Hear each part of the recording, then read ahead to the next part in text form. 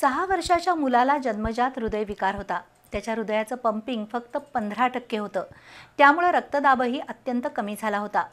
किरकोळ हालचाल केल्यावरही त्याला थकवा जाणवायचा। या रुग्णावर CPRच्या हृदय शस्त्रक्रिया विभागात अत्यंत गुंतागुंतीची झडप विस्तार शस्त्रक्रिया डॉक्टर अक्षय बाफना यांच्या पथकाने यशस्वी केली।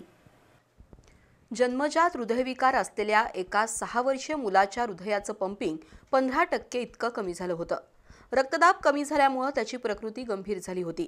रुग्णाला खाजगी दवाखान्यात दाखल केलं, पण तिथल्या डॉक्टरांनी पुढील उपचारासाठी त्याला मुंबईला जाण्याचा सल्ला दिला होता।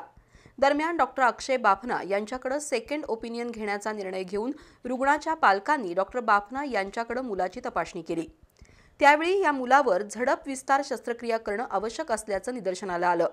मात्र ही प्रक्रिया अत्यंत जोखमीची होती। लोकल भूल देऊन कॉन्ट्रास्टलेस बलून एऑर्टिक व्हॉल्व्युलोप्लास्टी करण्यात आली। ही एक नाजूक प्रक्रिया असून त्यात 12 मिलीमीटर आणि 14 मिलीमीटर ई-व्हॉस्क्युलर बलून कॅथेटरचा वापर केला। केवळ 2 आणि 3 मिलीमीटर धमनीतून त्याच्या हृदयाची झडप उघडण्यात आली। त्यामुळे मुलाचा रक्तदाब सुरळीत झाला। शस्त्रक्रियेनंतर रुग्णाच्या हृदयाचं कार्य सुधारण्यास सुरुवात झाली आहे। या मुलाची प्रकृती स्थिर असून त्याला डिस्चार्जही देण्यात आला। अशा प्रकारची शस्त्रक्रिया शासकीय वैद्यकीय महाविद्यालयात होत असलेल्या अत्याधुनिक बाल हृदय उपचार कौशल्याचं आणि प्रगत तंत्रज्ञानाचं उदाहरण ठरली आहे।